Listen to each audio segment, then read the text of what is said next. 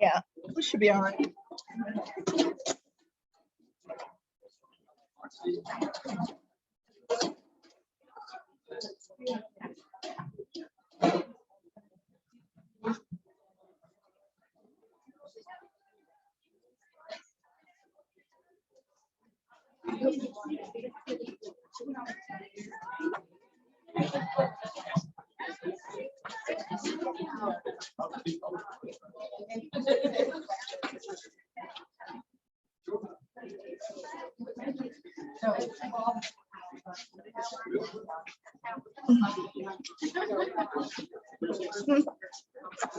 I need to give you signed copies of stuff. Okay.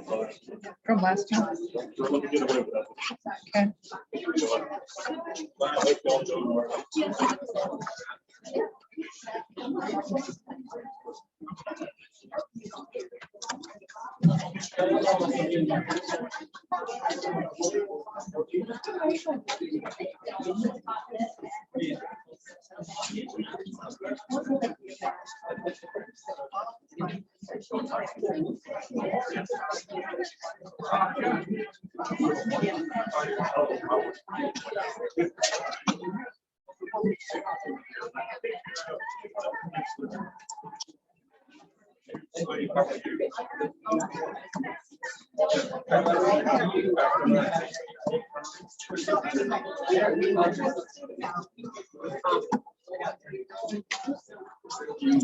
Absolutely right.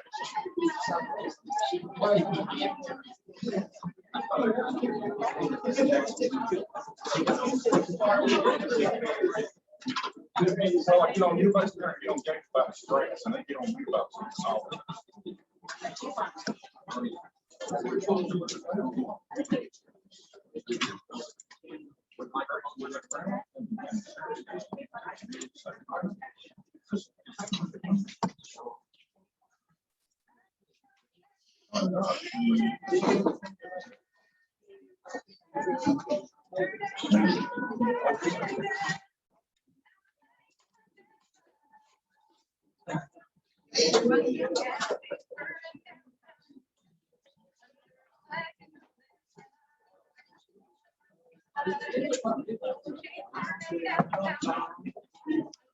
I had to come back from Q1. What? Yeah. I just thought here. Here's the case. It's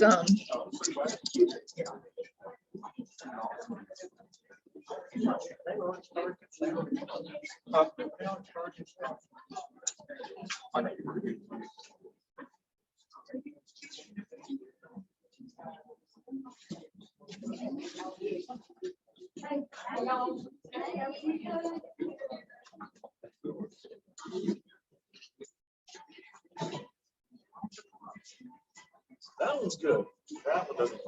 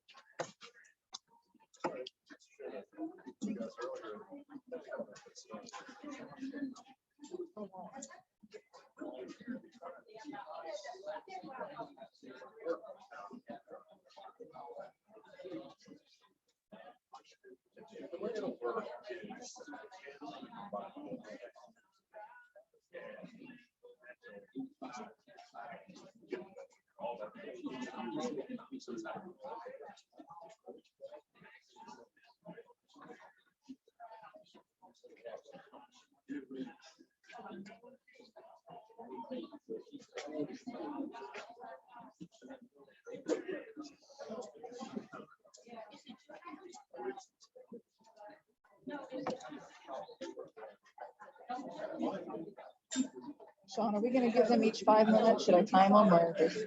Yeah, we're not going to be nearly that. If it seems like someone's not on it, give it a bunch of people like you had that other hearsay like last time. Yeah. Much less.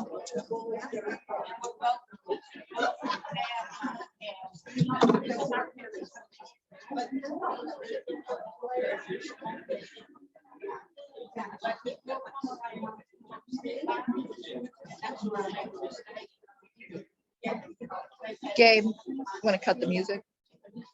How are you, Tommy? Good.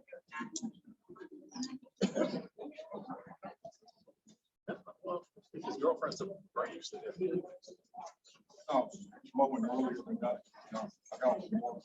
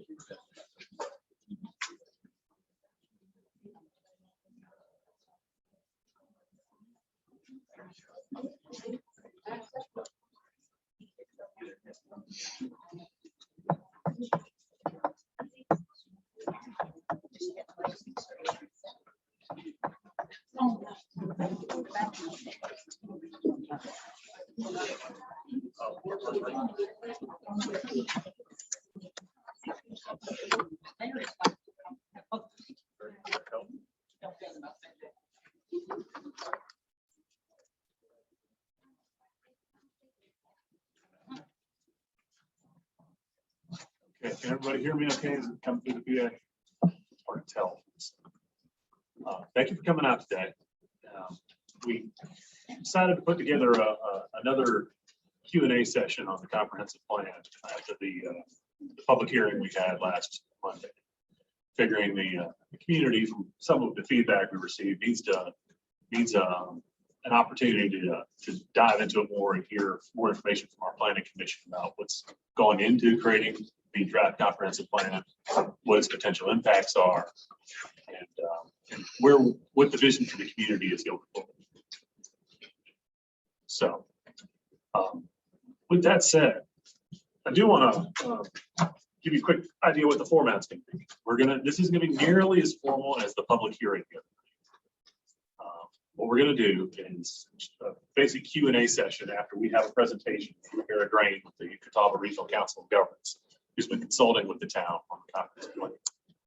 And we'll open it up for questions and answers. I do ask that everyone who has a comment be respectful of everyone involved here. I do want to point out that our planning commission has put a lot of work into this. It's not something that they get scrawled on the back of a napkin and dropped in front of everybody with a couple days to do it. This has been going on for more than a year now. And the folks involved across the board are your neighbors, people that live in this community, have lived in this community for a long time, and to a person, everyone on the planning commission, everyone on the town council, everyone on the town's board of zoning appeals does this voluntarily. So the only motivation we have behind doing this is that we care very deeply about the town, about the future growth in this town. And I would like for everyone to keep that in mind as we go forward with this Q&A session today. All right, so without further ado, we do have a presentation that Kara's going to run through real quick. And if we could do that, and then we'll open it up for questions and answers. Thank you. Okay, thank you, Mayor. Good afternoon. Can y'all hear me okay? So we have a copy of the presentation that's on the table. If you didn't pick that up when you sit down, they're available if you want to pick up afterwards. But we do have an overview of the plan that we want to share with you today. As the mayor said, the copies of there's also copies of the plan on the table as well. And the document, which is approximately 150 pages in length, is also available. You can download it or view it from the website. There's also a summary document that, if you read the public hearing, was available that evening. It's a 4-page summary. That's also available on the website. So we want to review some of the material in the comprehensive plan and address some of the questions that we heard last week. William,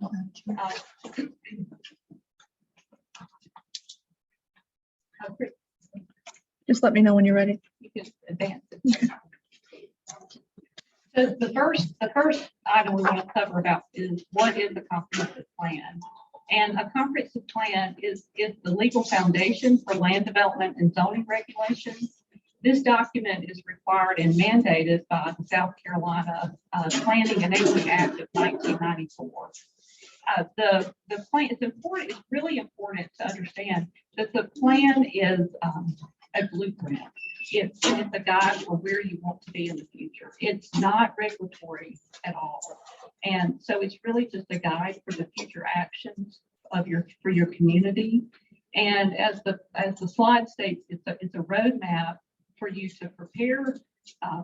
It's the foundation of how you're going to go into and look at regulations for your community. But the plan itself is not regulatory. It's really just it's a vision for where you want to be in the future.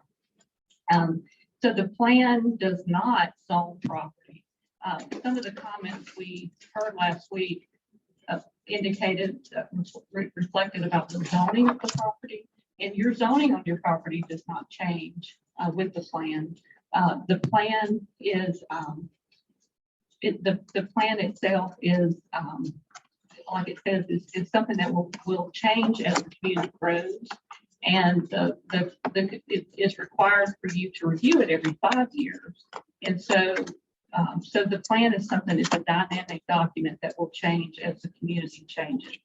I want to pause just a second here. The mayor made the comment that the Planning Commission has worked very hard on developing the plan, and they have. And I'd like to take a moment and have them introduce themselves to you and tell you a little bit about how long they've lived in Van Wyck. And I just want to, for you to know that their commitment and passion for the town is something that's been it's been my pleasure to work with them, and I'm going to let them introduce themselves. Good afternoon. My name is Gabe Gregory. I've been in Lancaster County my whole life. I moved to Van Wyck in 2014. So certainly glad to be here. And I'm the chair of the Planning Commission. Hi there, I'm Maggie Norris, and I've owned property in Van Wyck since 2008 and happily completed my home and moved here in 2019. Good afternoon. I'm Roy Sansbury. I have I've owned property in Van Wyck since 2001. Mr. Ashton was kind enough to sell us the property that we live on now, and that's one of the best decisions that I've ever made. And I sincerely appreciate it. I like being a part of this community.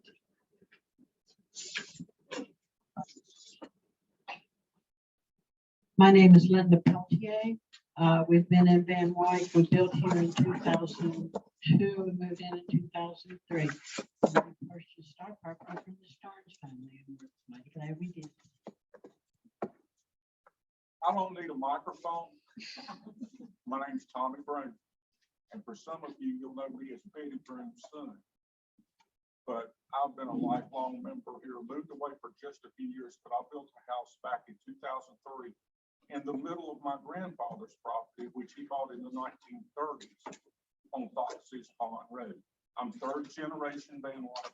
I'm not going anywhere. Thank you. All right. So I do want to say we have two members of the Planning Commission who rolled off recently. One was Jane Massey, and then also Vicki Peed. And so, but they were very engaged in the process. One thing that's important to note is this started last year, and it was also at the same time that we were confronting COVID-19. And so, but I appreciate the work that they've done. And let me tell you a little bit more about the comprehensive plan. So the next slide is the vision statement. And I won't read this. I read this tonight at the public hearing, but the core values for the town are reflected in the vision statement. And so you see that it refers to it as a rural community. It talks about stewards of the natural environment and preserving the landscape, the farmland, and the forest lands. And so you know, the thing about a comprehensive plan is it's important because it will ensure that how the community develops and grows is a way that reflects your local values, and such as preserving the rural lifestyle. And this is key because especially when you have demands for growth, you need to decide where you want to have some growth, and you also need to decide where you want to maintain your rural in rural areas, and you don't prefer to have growth in those areas. So the goals of the plan, as it's stated there, are to protect private property rights, protect natural resources, improve the quality of life, foster housing development, and encourage economic growth. So also, when you look at a comprehensive plan is a balance. It's a balance between people, the environment, and the economy. And so, some of the key points about why Van Wyck is creating a comprehensive plan is because, like we said earlier, it's reviewed regularly and amended as needed, and it helps balance those relationships. The comprehensive plan has 10 elements that's required by the South Carolina Comprehensive Planning Act. And so the initial elements that you see reflected in the plan today are the ones that are the foundation for zoning and land development regulations. So the other elements will be prepared in a future phase. You'll see here that there's a note about the planning area. The planning area includes the Van Wyck Fire Protection District. And this was determined anytime you do a comprehensive plan, or if you see one in another community, they'll have their town limits, and then they have an area that's outside of their town limits. And that's because those areas impact each other. And so you have to plan for outside of your area when you're looking at doing a long range plan. And so it was determined, the Planning Commission felt like the Fire Protection District was an area that reflected that geographical boundary that would influence the town. And then also coordination with Lancaster County will occur as the vision for the plan is implemented. So we'll look at the next topic that we want to cover is about community input. And we have community input was used to create the plan with an emphasis on the community survey and the small area plan that was done by Lancaster County. In addition, there's other plans that were also looked at that includes the Comprehensive Economic Development Strategy for our region, the Connect Our Future plan that was done in 2015, and then transportation studies that have been done in this area. And I wanted to note during the public hearing, there was a comment made about the percentage of people who responded to the survey. And that evening, I didn't get a chance to look at the sentence, but I went back and looked at it. And the sentence in the plan is listed as it's talking about the 3 greatest areas that were noted for people that responded to the survey. And it mentions people within the planning area, people within Millstone Creek, and then people that live in the downtown area of Van Wyck. But that sentence really needs to be probably restructured. And the reason I say that is I went back and looked at it. And when you look at the question about if you're a resident of Van Wyck, how long have you lived in the area? Well, you have 133 people who responded to that out of the 148. But we all know that a lot of people live outside the town, but they associate themselves with Van Wyck. So, but when we asked the question, if you're not a resident, would you like to be annexed? We had people that responded yes and no. So when you take out the people who responded yes and no, you end up with approximately like 113 to 118 of those respondents who were probably residents of the town, which when you look at your overall population of 754 people, you actually had a great response rate. You ended up with somewhere around approximately 15%. And that's really wonderful. Most communities I work in have a response rate from their overall community population of around 3 to 5%. So you really had a great response from your residents. So the next slide that I want to go to is talking about the land use element.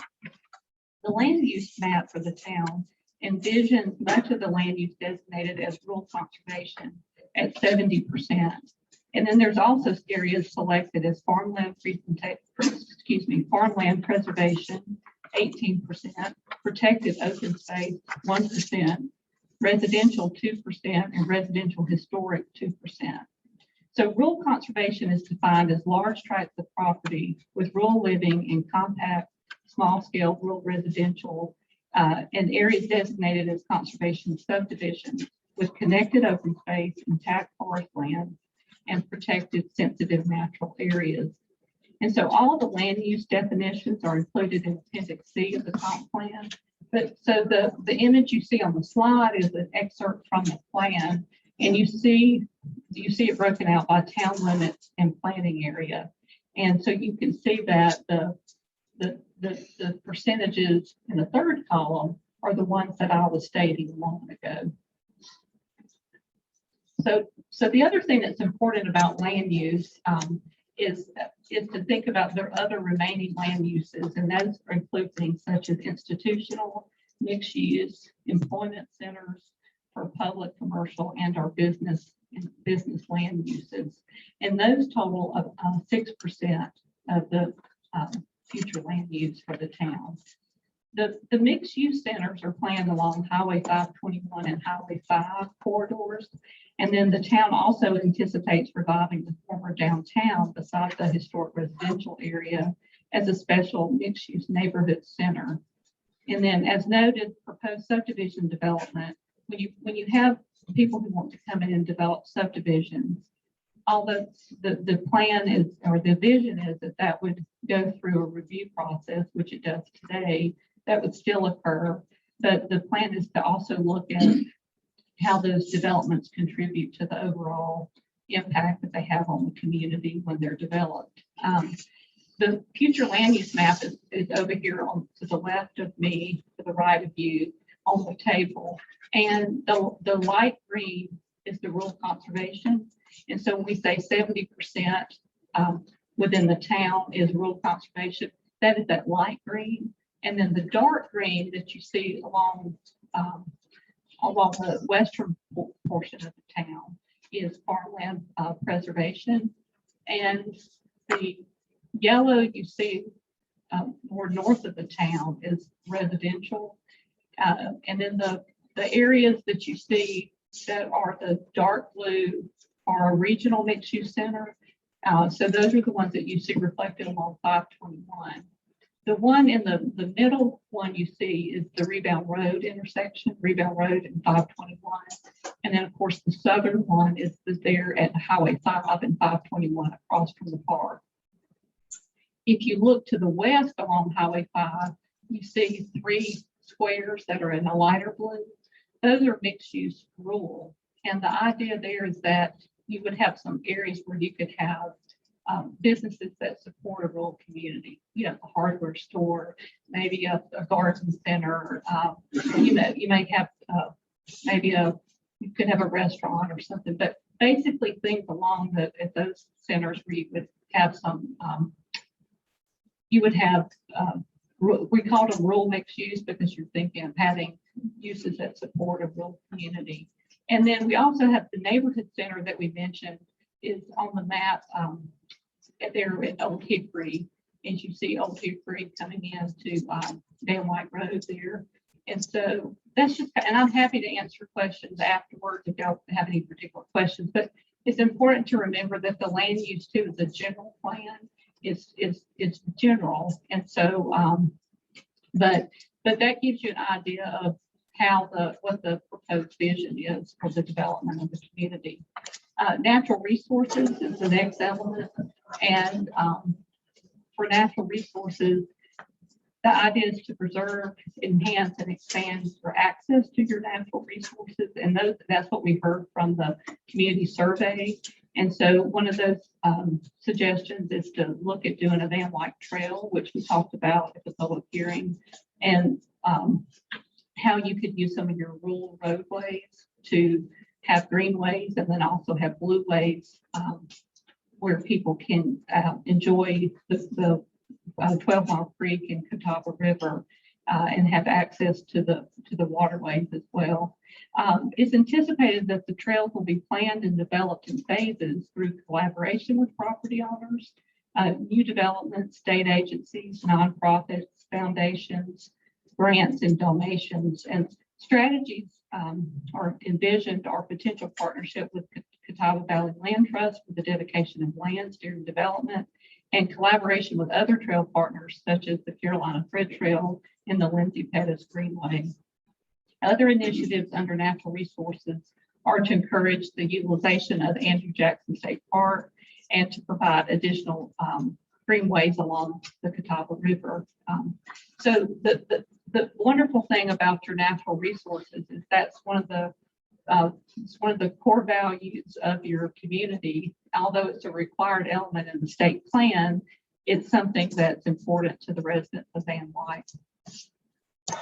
The housing element that's in the plan has goals, and those include to preserve and protect the character, compatibility, and aesthetics of existing residential areas, and also to create a diverse inventory of housing product to support residents of all ages. And this is accomplished through innovative land use regulations. And so in saying that, you can think about if you live in a community all your life and you've lived on a large tract of land in a large house, and you still want to reside in your community, but maybe you want to downsize, one of the things is having opportunities to still maintain your housing in your community, but maybe have different options as people either age or if you have young professionals or young families. So those are some of the goals for the housing element. And then the last element that I wanted to cover is community facilities. And the goals are to provide services that accommodate existing populations and future growth. Park and recreation facilities provide an opportunity for residents to live active, healthy lifestyles. Excellent educational facilities are important community assets. And as you know, the town recently collaborated with Moratorium to bring broadband infrastructure, which was installed in November and December of last year. And I will note that I do have some extra copies of the community survey that I have printed out. If anybody's interested in taking one of these, you're welcome to it. But if you do look at that, you'll see that there was a lot of survey questions related to internet and broadband.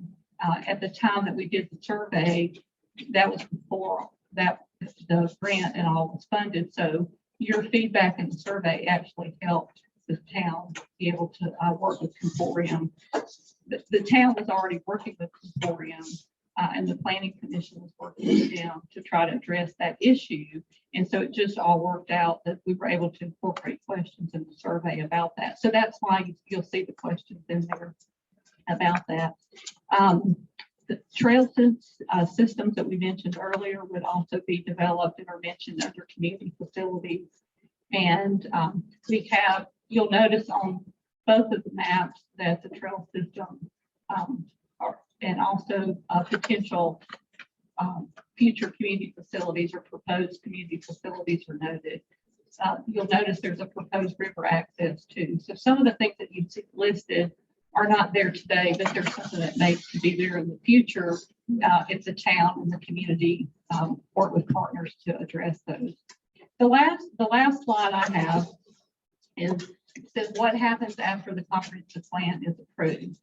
Well, Van Wyck is a special community, and the goal of the comprehensive plan is to be sure we are stewards of the natural environment as we develop and preserve the native landscape, farmland, and forest lands.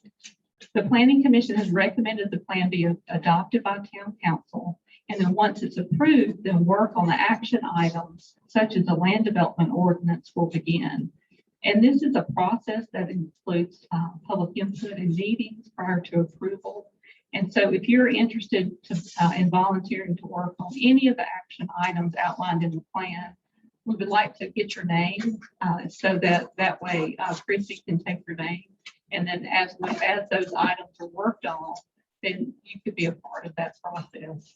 So with that, I'll pause and ask the planning commissioners for the mayor if there's anything else y'all want to add about. No, but I wouldn't mind underlining and highlighting something you pointed pointed out there, which is that we're far from the finish line of this thing. There is much more that comes after passing the plan. There's plenty of opportunity for public input. There's plenty of opportunity for shaping this in the way that the public thinks is more appropriate than maybe possibly what we've come up with so far. So keep that in mind. Anybody else on planning commission? Any other comments? So should we go ahead and open it up for a Q&A session?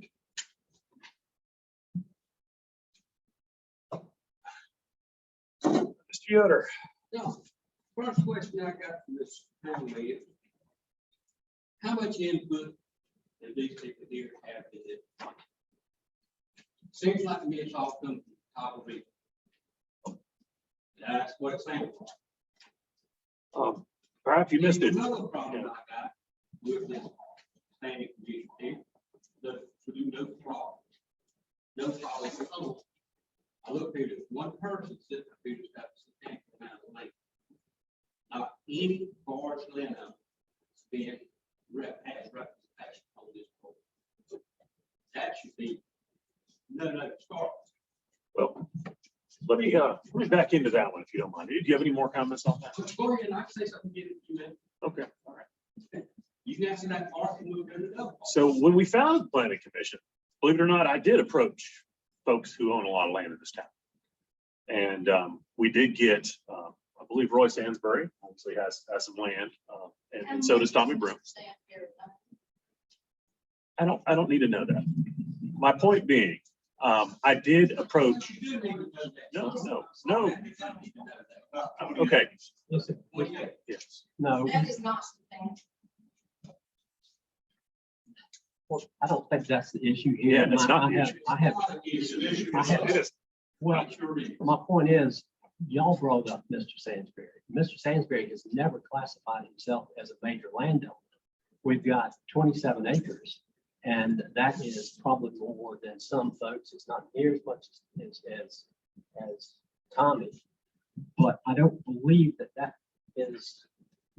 doesn't disqualify me from understanding what the major landowners' protection should be.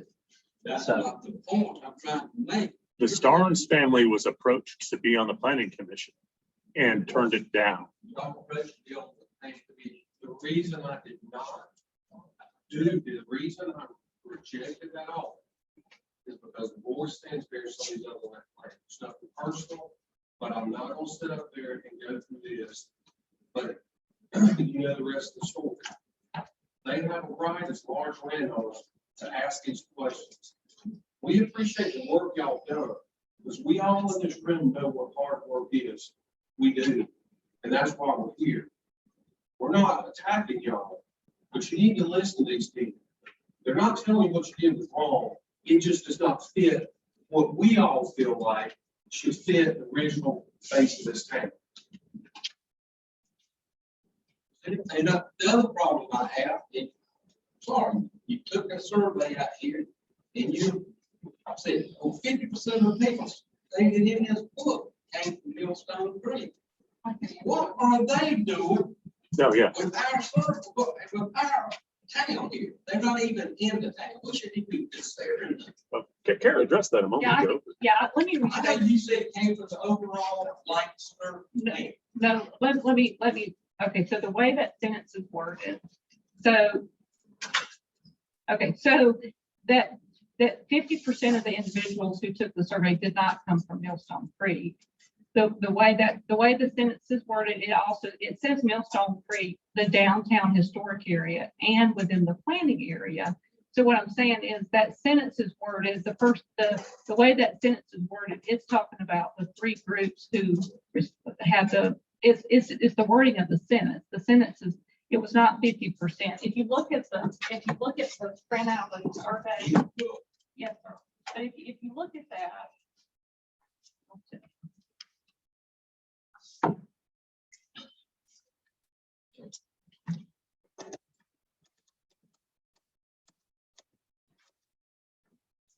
Sorry, I was trying to find the page. So if you look at the question that asked about what community best describes where you live, Millstone Creek was like 25% is the way it's showing in here.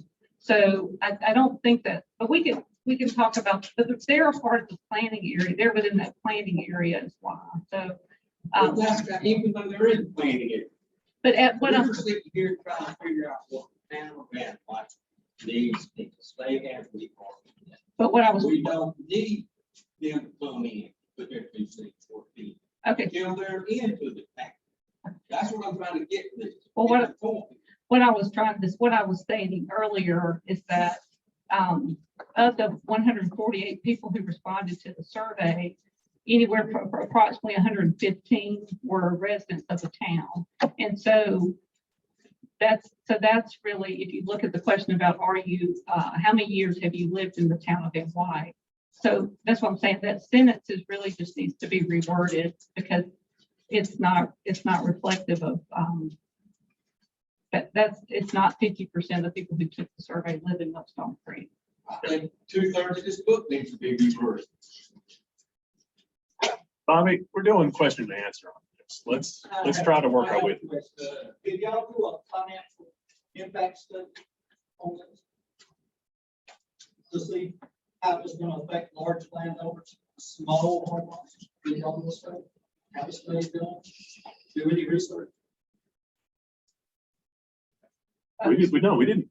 No, Quite frankly, it looks like a recipe for urban redevelopment. The kind that they have up in Nogi that's running those families out of their houses. So the way the land use element is written is to preserve the rural living and to preserve the rural lifestyle. So that's, as far as you're asking about the impact or financial impact, the comprehensive plan is as I said earlier, it's a guide, it's a vision. It has no regulatory impact. There's nothing regulatory about a comprehensive plan. A comprehensive plan states as a community, how and where do you want to grow? And so the impact, if you look at the. I understand that. Look, on your first line on the page right here, the plan is a legal foundation for land development and so on. Foundation insofar it's the first element we have to do before we can move to the next 10 things that have to It's get the done. legal that I have a problem with. Everything that this body does is legal. Well, and Kara, I can make a way in here. If we will look at the future land use, and this addresses your questions particularly, we've got 70% zoned as rural conservation. NODI does not have 70% of rural conservation. NODI has 0% rural. No guy is developing with these developments and pushing people out of their houses. 70% rural conservation keeps all of us in the same situation that we are existing right now. I have an issue with that. So your study that says the property that runs all down by the river is a wildlife conservatory, bird conservatory, all that. Did anybody do a study, a wildlife study? So the data, you're talking about the data, the natural resources element, is that what you're referring to, the map? I'm talking about, yeah. Yeah, that came from, that's data driven. And Where did that data come from? it came from it's called the South Atlantic South Atlantic Blueprint. It's a large nonprofit and they collect that data. So The only way they can know that data is that they own properties on the scientific survey.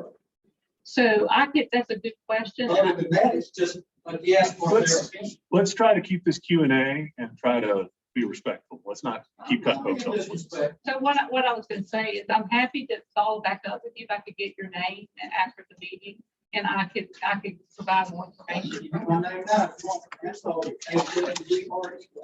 Thank you. 8105 Van Wyck Road. Let me ask you something. I see these walking trails. I know that there is Springs families. How do you plan to pay these landowners with the use of these trails and the other access that you want to their property? So I can't speak to some of it. I mean, what's been envisioned thus far is along public roads. So there's no actual trails cutting into anyone's private property. When you go along a river bottom, and you're going along the river, there's no access, public access. That's all private land. Yeah, that's my understanding, right? But the hope is, the expectation is that we'll be able to engage with folks who own that land.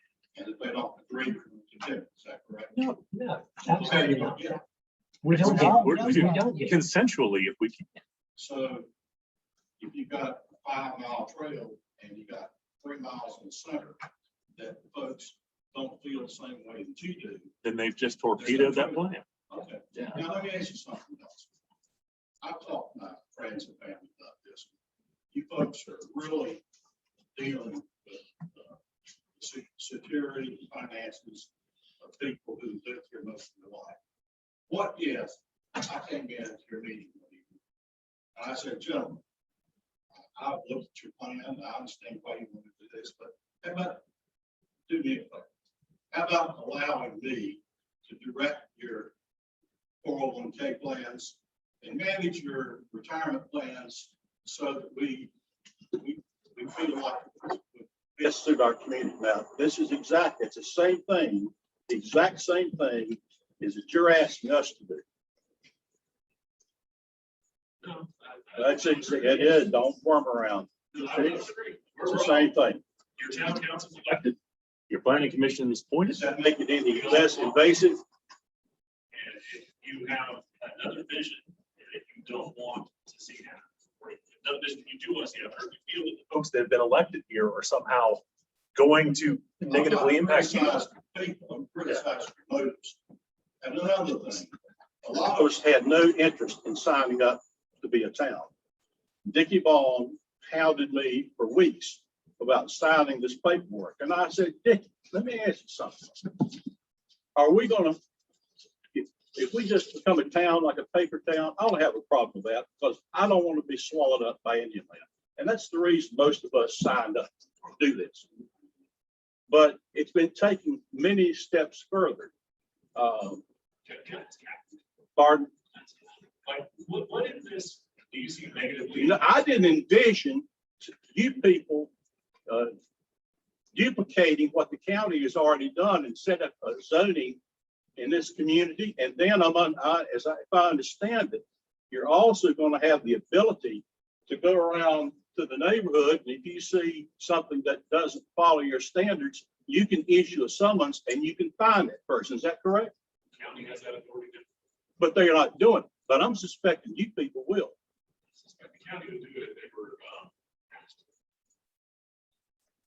It's usually not. Not really. I haven't seen, the only time the county's ever come to me is when I had a neighbor that moved in recently that drove by my farm and called the county people in Lancaster, said the grass is way too high. This was a pasture, by the way, where I had probably 50, 60 head of cattle. Now, this is the kind of foolishness that people came out here to avoid. And it looks to me like you're importing it in here. If you bring this thing in small doses, and this whole planning thing, we have never had a chance to look at it. Now, you say it's online. I don't go online for this stuff. What I think you should have done was set up these restrictions. Aren't you planning a moratorium? Is that correct? Yes. Now, what does the moratorium do? What does it do? Just a minute. I'm talking. What it does in essence is tie the hands of these landowners who already had stuff in process. I've had a survey. I had a surveyor come out in January, February, and I'm cutting up some small tracts, and they aren't little tracts. They're around 5 acres or bigger. And you're telling me that, whoa, you've got to stop this. You're saying that's not the case? Well, tell me what. So you're saying, give us a clear, concise answer. So you're saying that if any of us in here decide to sell a piece of land that currently falls under the guidelines and legal guidelines of the county, that we can do that that you're not going to obstruct? Just answer that. You're walking around the point. My point, I want a yes or no answer. I just want, people want to retire this. We want a yes or no answer. Can we do it?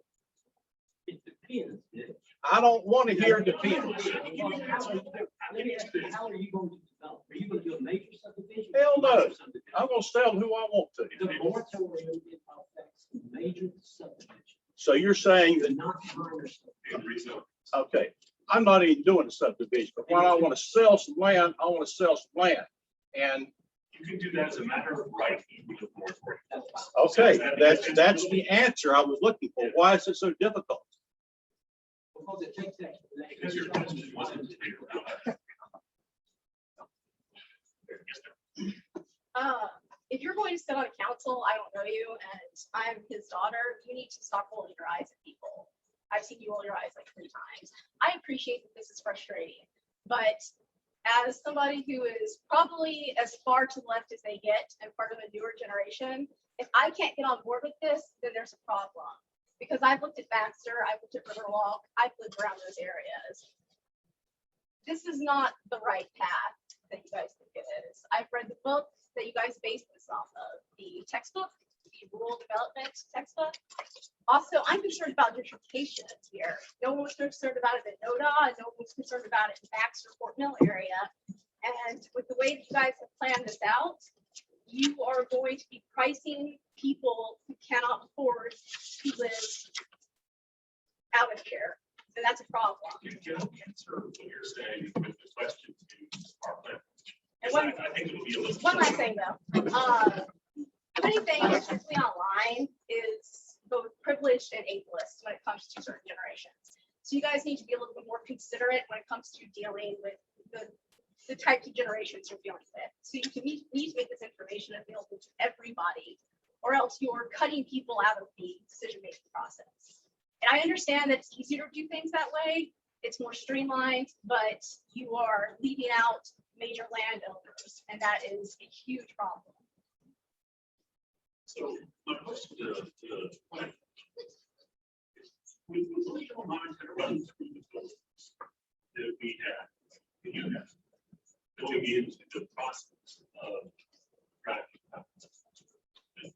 to. What was the,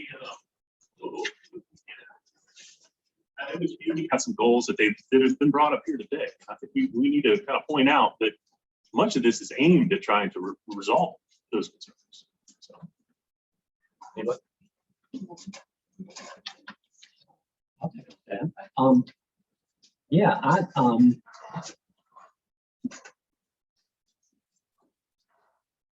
frankly surprised at the attitude, because I'll be honest, I was part of Rose and myself were part of the Go to Columbia, Establish a Town, Run from Indian Land group.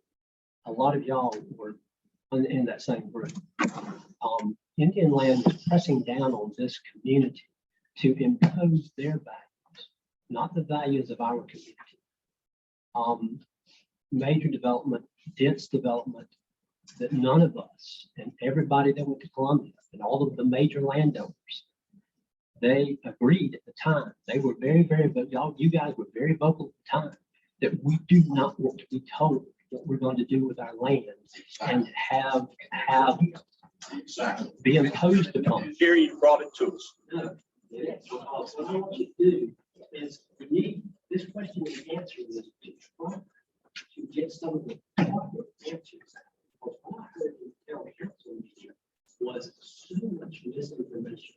There was a lot of stuff that's at Microsoft that was broadcast that you guys were going to do this. There was a lot of things that said you're going to do this, you're going to do that. But there's none of that in this document.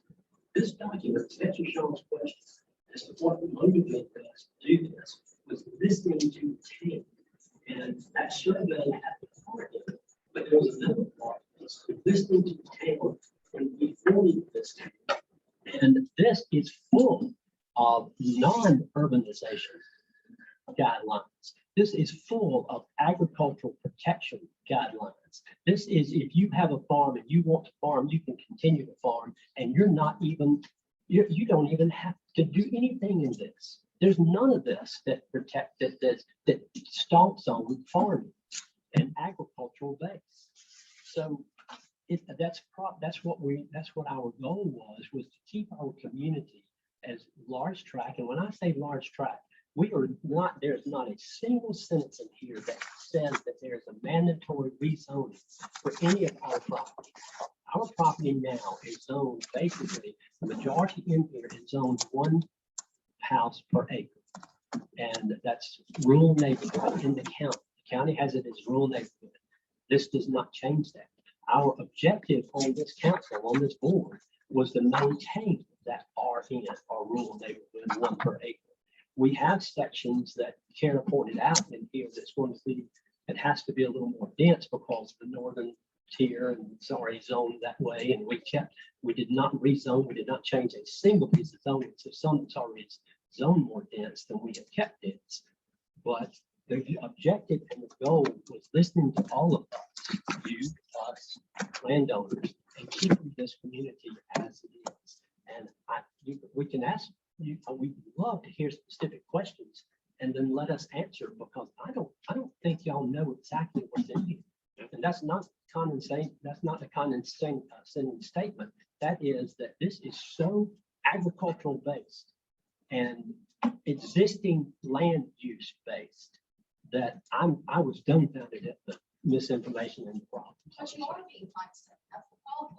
And how, in You're what way? assuming that people don't understand what's in there, but you just don't like, they don't agree with it. No, I would like to know why nobody has said really, no, honestly, nobody has said why they disagree with it, other than that they're large landowners. That's just a statement. That's not a direction. People don't want to dictate to them what they can do with their land or what the town looks like. There's nothing that dictates. There's No. nothing in here that dictates. It's all right. This is a comprehensive plan Dictates is a guide. strong word for this. The problem is that you have created a plan, even if it's not legally binding, even if it's not, what's directly in front of us, people here don't necessarily agree with it. And I think it's hard for people to come up with a plan this in depth. People who spend this much time on it, you get so deep in seeing, your vision that you fail to see, the vision of people who've lived here for a very long time.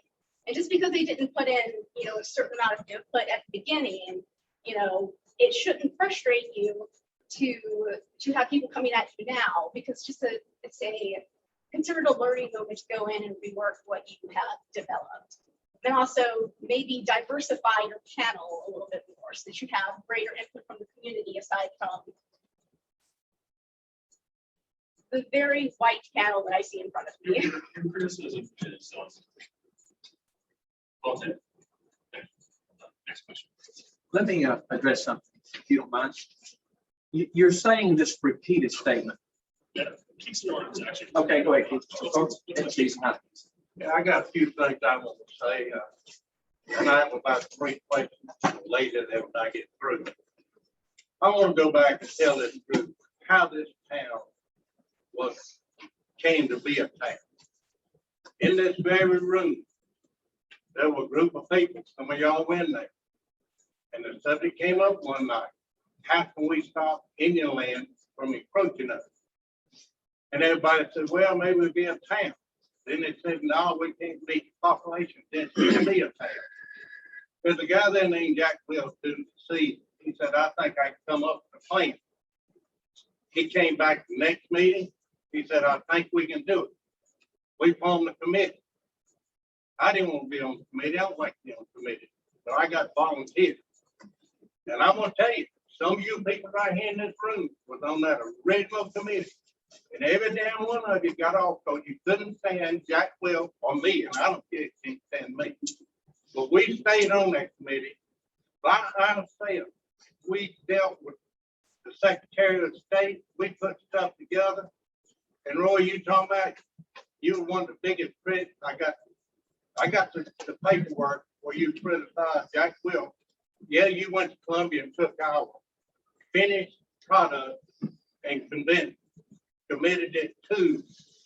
The purpose of this town was that we would stay just like we were, with the realizing it was going to be development But we would say, just like that, we were told, I was one of the last ones got in. We were told that we would follow pretty much the town zone with some modifications, like how many houses per acre or something like that. That's why we got in. So that's the basis for this town. I don't care, my lady, what this thing says. That is the reason this thing is a thing. Now, I got about 3 questions. I almost had to think back. I thought what you were saying a while ago, I had wrong paper over there, because I read it about 3 times, but nevertheless. I want to know who authorized the area in this group to be annexed long-term from North Corner to Highway 75 up to Waxhaw. You refer to the plan area? Yeah. So the planning area does not indicate an annexation area. The planning It's area. got it in there. It's got a map in there showing it. And I will tell you, that plan you got is the blueprint for them to put together the zoning ordinance. It's got trails and all that. This is, your plan is the blueprint for this town council to take it and expand it, shrink it down, or whatever. Right, so the planning area is just that, it's just for planning purposes only. The comprehensive plan is just for the town limits. But the plan still goes outside of that boundary area. It's the fire district. It's the fire district. All right. My son owns the brick plant down here. What used to be the brick plant. It is a heavy industrial use. There is nothing in this plan that says anything about a heavy industrial use. However, you got a layout in there of what's going to be down there. Now, let me tell you something. Quote, small scale retail such as coffee shops, bookstores, kayak and bank rental repair, bed and breakfast, open air market. I got news for y'all. You're not gonna take our land. This indicates that you're gonna come in and do away with heavy industrial, and you're gonna tell us what we're gonna put down there. I take great issue with that. I've worked in this, I've been here all my life. I'm almost 85. I've plowed mules, I've picked cotton, and I work like hell to get what I got. And if you think you're gonna come in there and take my son's piece of land, you gotta fight. Amen. That's not, that's not. Who laid it out? Who put that as a drawing in here? Huh? Kyle's here. Let's get the Kyle. What is your? The picture behind y'all is something I started working on with Jack and Dad. We're gonna put this town together. And as you all know, over time, we tried to clean up and do better with what we had. So behind you is actually something that can be done. I didn't bring up what my dad did because I want him to do it. But I'm just gonna lay it out, whether you like it or not. Nobody likes to hear the truth. Y'all got to understand, and I'm speaking for me and everybody in this room, there are a ton of people up here that did not be. We all feel like what my dad said about that industrial site. We get you don't want to see stuff down there. That stuff's been there a long time. Everything's going to change in this town to some degree, hopefully for the better. We get that. But when you see that's basically part of my retirement, blanketed in one individual up there did that and didn't ask me about it, which is fine. But we have a great problem of having a realtor up there amongst y'all. It's things like that that makes us believe this comprehensive plan and many things in there are not on the transparency. So that doubt that what you hear in this room, it may not be any of it. It may be one. But yeah, that behind you is something that me and the mayor, I actually said in council to discuss. At some point, I had to bring that up. Those are plans. I don't like to release stuff no more than y'all do for criticism of what if it does not happen. But now, as far as what my dad just says, that's factual. We believe that. We're not wrong. I'm not defending anything that he said, but the brickyard down there didn't have anything to do with me or my approval or whoever designed that. But what he just said is in that plan, where is that industrial site? And why did you take my property and blanket it with, things you see in Fallon? The short answer to that is that your presentation to town council was that your intent, your plan for that property was more of a mixed use property down the road. So we incorporated your intent into the comprehensive plan. Well, that may have been a misunderstanding. The Main Street's what we were focused on. I didn't really present a layout.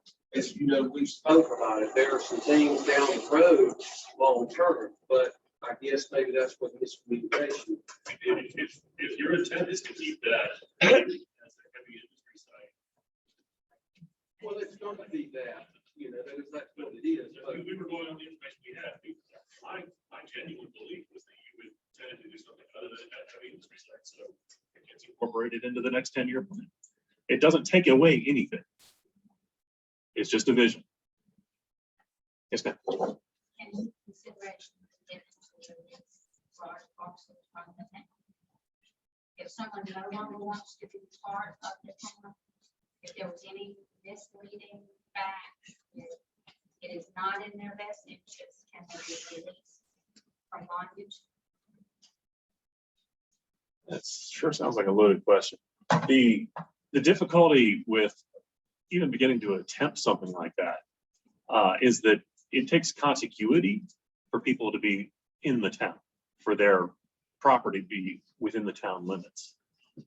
And that was how we were able to get to all the folks that wanted to be part of the town when the Indian land thing was happening and we were doing a lot of annexations. As I said, if they were misled If and swayed into the jurisdiction, can they be released? one problem with that is if we were to release one property, it could very well cut off a whole slew of other people, voters that do want to be in the town. What if this was parcels, the large parcels that only encompass that one county? Will you release one parcel or one parcel at a time?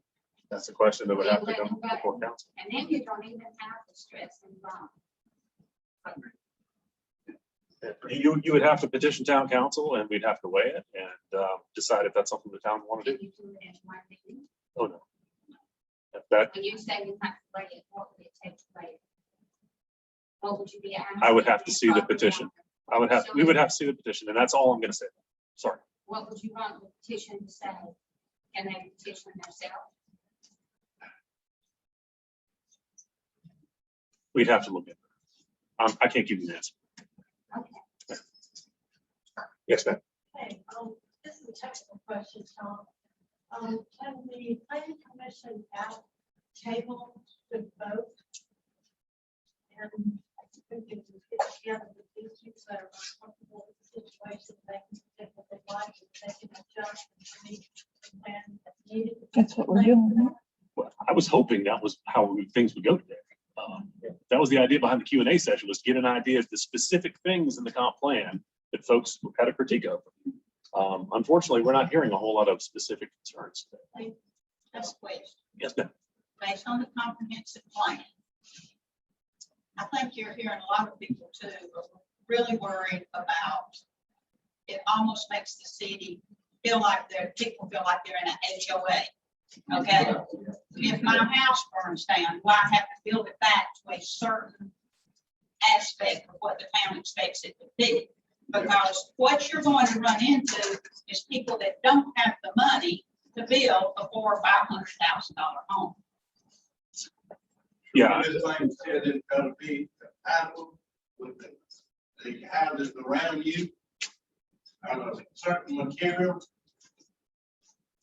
I don't know if that's a good way. Development standards for building houses is not the plan. It's the planning commission going to restrict homeowners on additions to their home, rebuilds. Okay, if you want to add a barn to your facility. No. Anything like that, is it going to have to be specs? Well, I mean, there's a building code that the county has, and then we've adopted, and that's not going anywhere.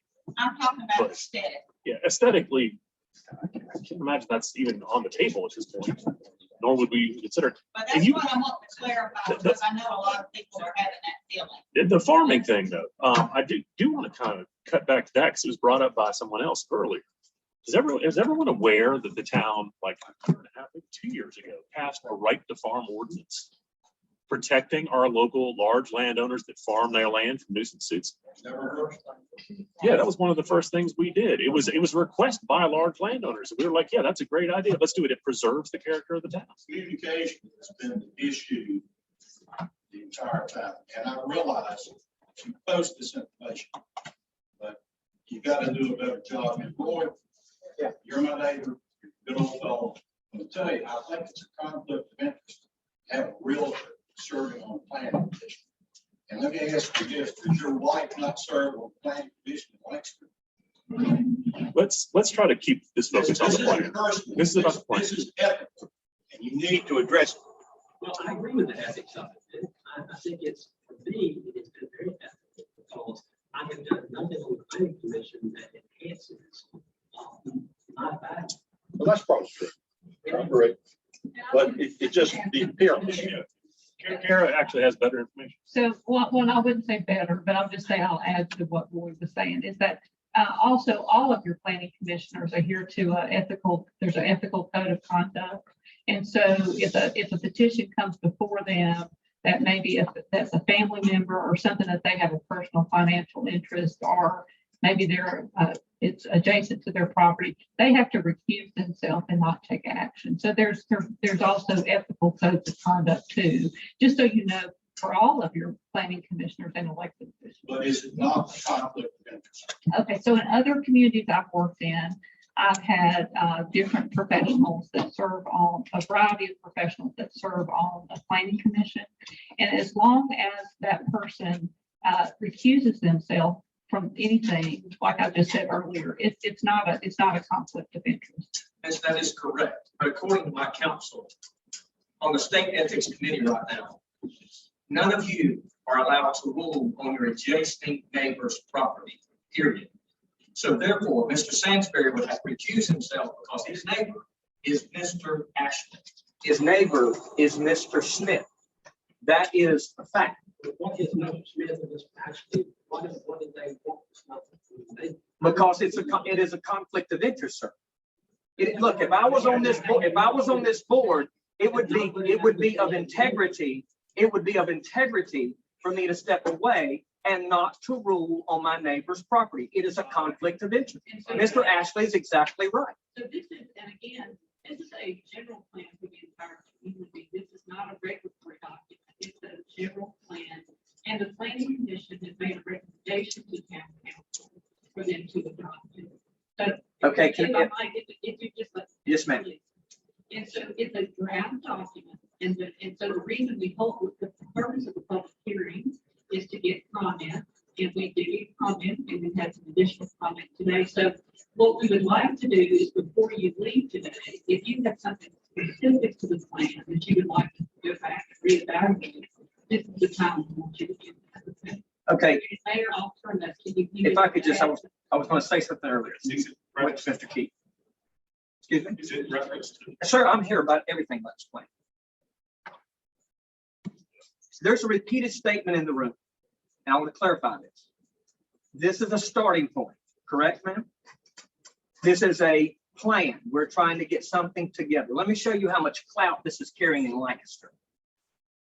Just the other day, planning staff of the planning committee recommended my cemetery be denied to Lancaster County because, yes, I have the minutes of the meeting. Because of, sir, are you gonna let me speak? No, I'm not going to speak. Why? Because we're talking about the plan, not talking about rezoning or that is a separate Sir, matter. You will have an opportunity to speak on it at the next time. we're not talking about rezoning. I'm telling you, the plan that you have is already set in stone in the minds of Lancaster. This is not a future thing. Their request was, because of the future plans of them, we recommend denial. How can that happen unless Lancaster has set it in their mind this is what you're going to be doing. I'm not speaking of zoning. I'm talking about your plan in the minds of Lancaster was put to rest, said we're going to recommend denial because of what Van Wyck may do in their future. You do it. That was their exact statement. So we can't say that it's future if Lancaster is ruling on it now to back what you're doing. It's in the minutes of their meeting. Just look. Lancaster ruled on that because a lot of your properties are in the county and some is in the city of Van Wyck. And there's cross jurisdictional situations that the county now understands that we rule on some, they rule on some. So we did not have any input into your denial. We don't work with the county. I didn't say you had input. I'm saying y'all keep saying this is future. It's a starting point. They're not taking it that way. And to give you a specific answer to your question, I don't even understand where that statement would have come from based on my understanding. Who is the planning staff?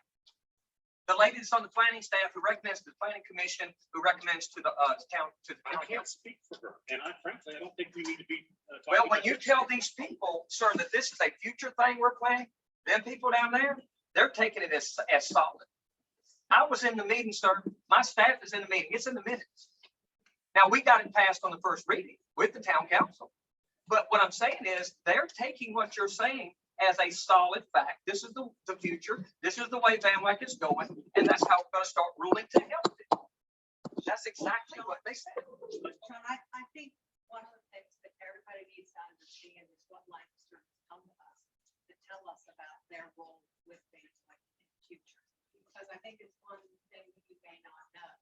We certainly are under the Lancaster, comprehensive plan and ordinances, but they have come to us and tell us. Oh, yeah. That relationship as far as them administering planning and zoning in our area, in our town, is sunset. The county's administrative staff is not going to be handling that for us in the future once we get through our comprehensive plan process, get our zoning ordinances in place. Understood. They're not going to be handling it. Understand. Yeah. But there again, we're talking about things that are staying in stone now for something starting with the top. For instance, the only question I had today is, I've asked this planning commission, I've asked you in private, and I'll ask you again. First of all, who wrote this thing? Who wrote this UDO? Which one of y'all, all of y'all together, right? So all of y'all should have a working knowledge of what's in that thing. So I need Comprehensive plan. the comprehensive plan, the 2031, is that what you call it? I need any of you to open that thing up right now and show me what your plans are for the churches. I just seen on the bullet points here for the community input, church wasn't even listed. So we don't know how we're going to fall. Therefore, planning said, this is complicated. Let's move it to June 22nd. I got a memo this the other day. June the 30th now, it's moved again. Where are the churches? It's a yes and no question. They did not write anything in for churches to come into your town or the existing ones to expand. And that's a major question with 7 churches. It's not in there. So can I address that? I think this is extraordinarily good point. I really do. And that is, I'll tell you, that is the type of information that we open this entire community to this meeting. Is that Kyle has an unquote. We've had 2 points made today. In all of this written, we've had 2 points. Kyle mentioned that we did not address the industrial use in this plan. And he is right. We did, and we need to. So that was noted and needs to be done. You just now said there's no mention of the word church in here. There are institutional, but it says institutional. And for me and you, I know a lot of people in here, that needs to be from the churches. It does. So we need to add the churches, but that's the type of input that we really need. So you and Kyle, in my opinion, all the better. You and Kyle now have 2 points. I would love to hear from major landowners the type of points that they with this. That we can add. In the state of South Carolina, we are allowed to put a church in my yard, in a building, in a YMCA, in a school. It doesn't matter. So when you're writing your plan, keep that in mind, that I don't want to be stuck up here in the middle of Indian land somewhere and say, oh, you can put your church up there, but you can't put your church right here. That is against constitutional. Yeah. Okay? Yeah, I don't think there's any dispute in the community churches we have in this. Because here's, believe me, when you don't put that in there, I want to show you what the constituents, I want to show you what the membership of the body of Christ says. You're either for Jesus or you're against him. There is no in between.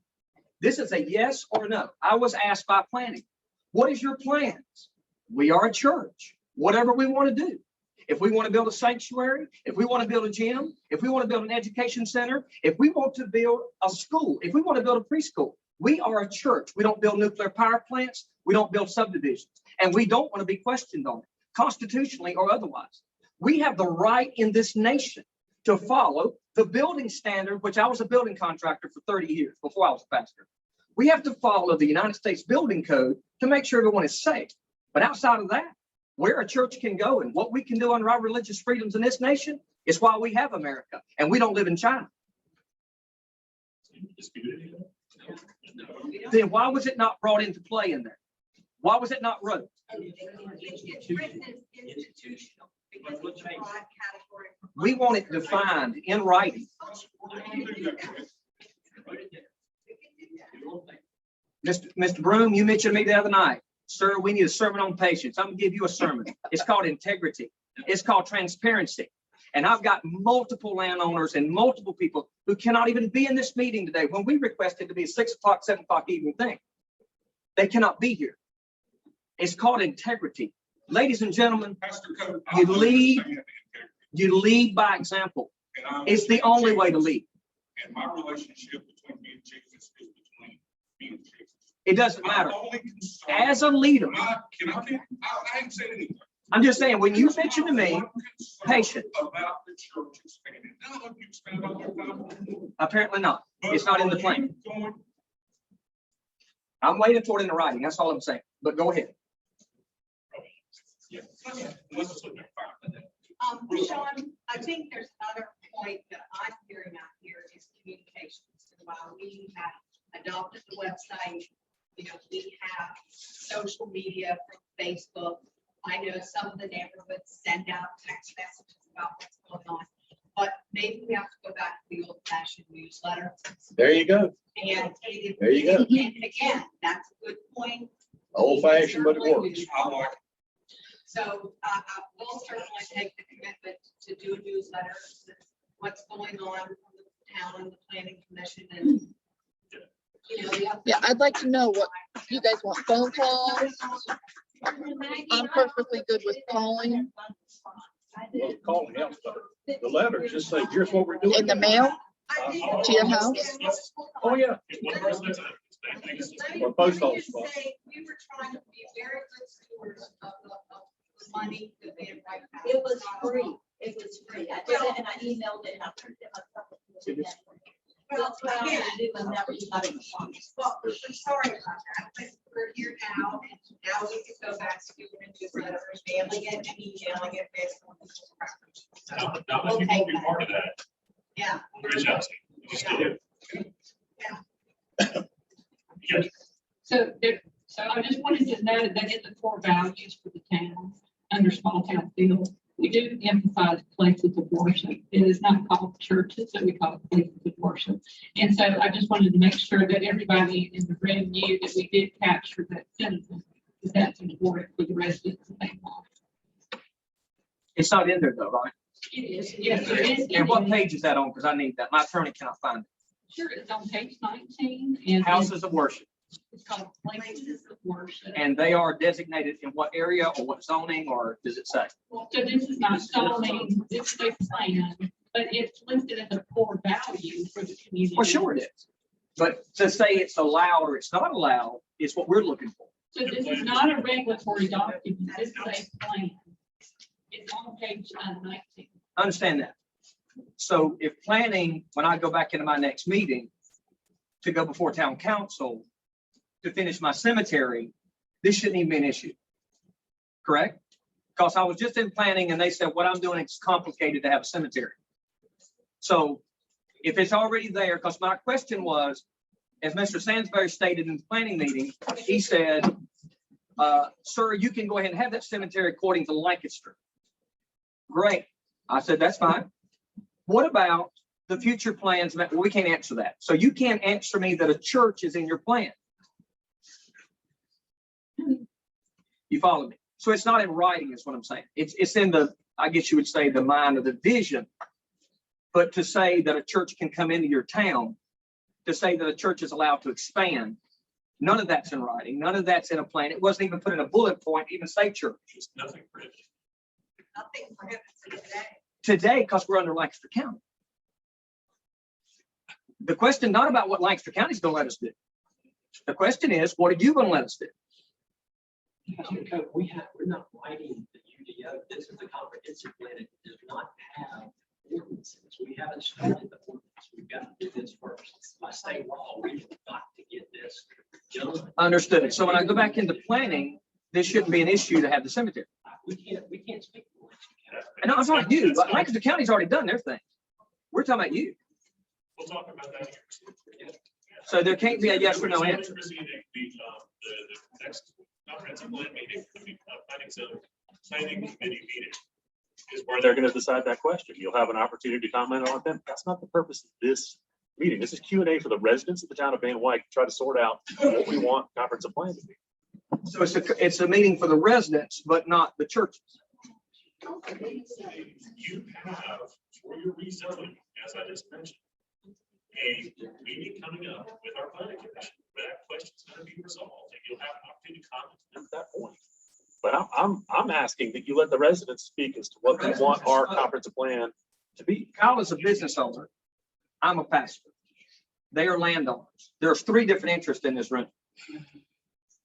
Every one of them have a voice. I did have a question, but this young lady had a question before me. If you take her. It's less a question, it's just something I noticed. You're looking for pointed criticism about specific parts of your proposal. So you're looking for critique to edit your proposal. You might take under consideration that people don't like the proposal as a whole.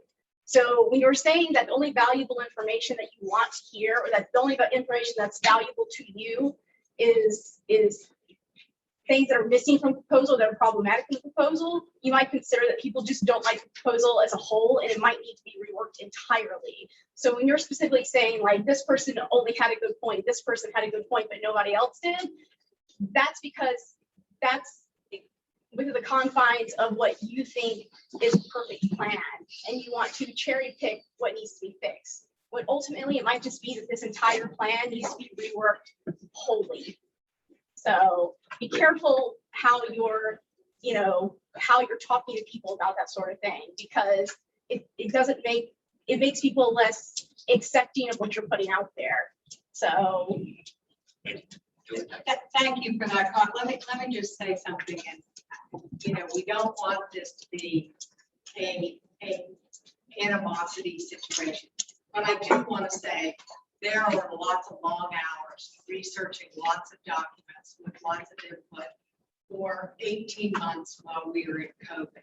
So I just want to give everybody that baseline that we all work diligently researching, compiling, looking at other communities' plans. So forgive us a little bit. We do have a little pride of authorship up here. We were so proud of all the green and keeping the green and the rural community feel. So please forgive us a little bit, because that's how we're feeling. Like, I understand it, like somebody who's researching the plan and things like that before, we have to be careful with that sort of thing, because not everybody's going to agree with you, especially people who've been here for a very, very long time and have a different vision than you. And I appreciate wide open visions like that, because it's a very progressive concept, but it's not going to work if you don't have everybody on board. Then you're just going to create so much animosity in the community. This might not be the right time to ask about this, but I'm going to ask it anyway, because I didn't see anything in there. A lot of people in this community like to hunt. And We did adopt the state. Yeah, that was another thing we did early on. I know you did early on, but this seems could possibly change it to me. I'm just asking. Just as.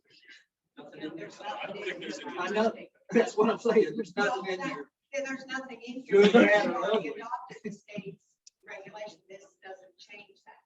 We're saying, I'm sorry. I I think is what maybe some people are missing, is understand that what y'all are doing, it's just that, it's a plan. It's something to work with for the betterment of the community. But then you're going to have to adopt a UDO, and then ordinances start getting voted on based upon what is written. And I think there's a lot of fear for some of these people, for some of the things that are written in there, self included. That's why I asked in regards to aesthetics, having a certain look in the community, what we can and can't do for the future. These, what seems like a wonderful idea right now, could end up changing the community so much that it's not the community that we voted on to say. Well, we're gonna count on you to work with us with, as we write those, so it doesn't become that. This is, the plan is sort of that starting document, then we get into the give and take of what do we really want the ordinances to be. Having lived here a long time and had many friends who own farms in Weddington, Indian Land, Waxhaw, there's hardly a month goes by anymore that some of my friends are no longer able to do what they were doing, even if the town has an ordinance in there that they can operate the way they're going. The neighbors complain and make it so hard on them that they eventually have to sell it. If I can jump in on that real quick, I want to highlight something that I asked Roy chimed in on earlier. I think one of the mandates that was given to those of us who jumped on town council and on planning commission early on with this whole thing from the town in meetings just like this was that they wanted to preserve the character of the town. And I've heard that again today. And frankly, I think that was in the forefront of everyone's mind going through this whole process, putting this together, is that this is exactly what we're trying to get with this plan. We want to try to preserve what makes Van Wyck Van Wyck. We don't want to see it turn into something that's going to drive us out, that we're not going to enjoy living in anymore, and it's going to destroy the community. We don't want to see that. So we want to have something in place that guides us going forward. What the county has in place currently, if we were to continue on with that, I don't believe you're going to see that works well for a town and a community that wants to try to preserve its character. About I got one question on this. Well, I got two. Since you're looking at this, I think we're up to the restating that on this green canopy, preserve the green canopy. It needs to state specifically that the farmer can cut his tree and replant. Now, the reason I bring this up, we've talked to people outside of here and they've had a plan that's exactly like this. It started out okay. Next thing you know, they couldn't cut without permission. You can even cut a tree in your yard without permission. They told you how to put stuff back in front. Now, this is a fact. You can shake your head all you want to. It's a fact. So this needs to be worded some kind of way that satisfies as far as landowners that we will be able to continue to do this. And I got one, let me finish on this, and one other thing on this. Can we do it one at a time? All right, go ahead. Let me call this is specific to the tree canopy that you were saying. I want to read this because this is the town of Van Wyck draft of the tree protection ordinance. So this is a little bit further, and I don't know that you've got this, but I'm going to bring out the situation. But the first thing is it talks about the trees and how necessary they are. Exempt from site plan requirements. The following activities shall be considered exempt from the requirement to complete a site plan. Removal of trees found to be diseased or insect infested. Removal of trees which have become or threatens to become a danger to human life or property. Removal of trees from horticultural properties such as farms, nurseries, or orchards. Now, number 4, removal of trees for agricultural purposes. So this exempts the farm use or just sale of trees. This document though is a plan, And it is very, very general. What I'm reading is the draft of the same thing that the town council has taken up. We have already adopted some ordinances, the hunting ordinance that we can hunt on our land, the farming ordinances that agricultural will not be disturbed. So the town council has taken up specific ordinances. This plan is just a guide for the future. That is, there's no ordinance in this plan. What I'm reading now is our first draft, the first try, an attempt at a tree ordinance, because we want to keep the green canopy, but we realize that for agricultural purposes, the farmers can't be disturbed. They've got to farm their property. So that's in here. And then it goes on to say removal of trees in connection with utility construction. So we are very aware of that, Bobby, and I just wanted to bring this up because you didn't have the benefit of that.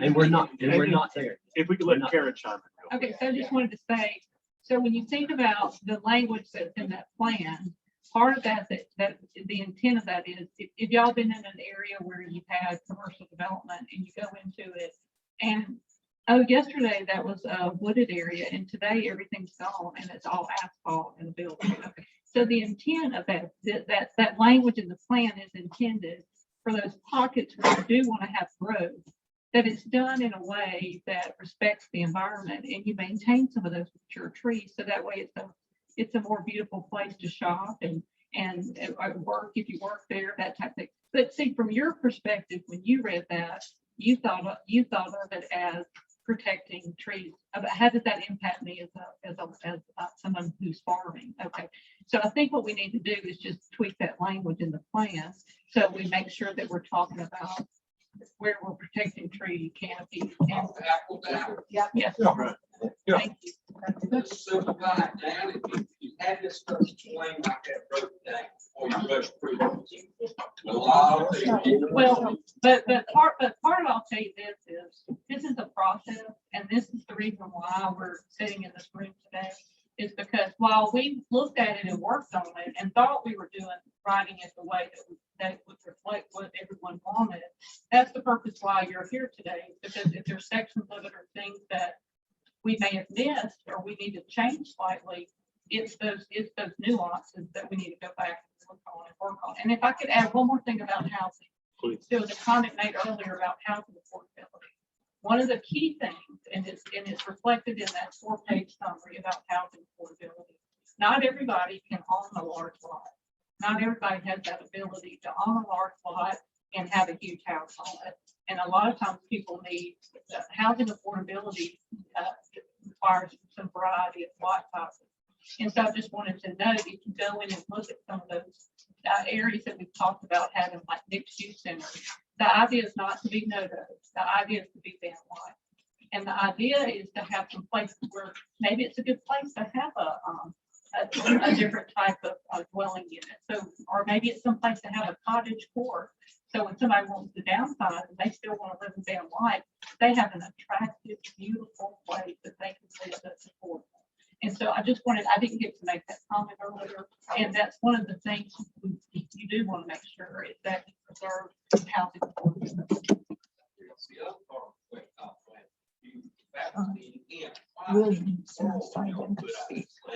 With these little pictures, all these little houses around the circle, walking trails around it, like a little subdivision here, there.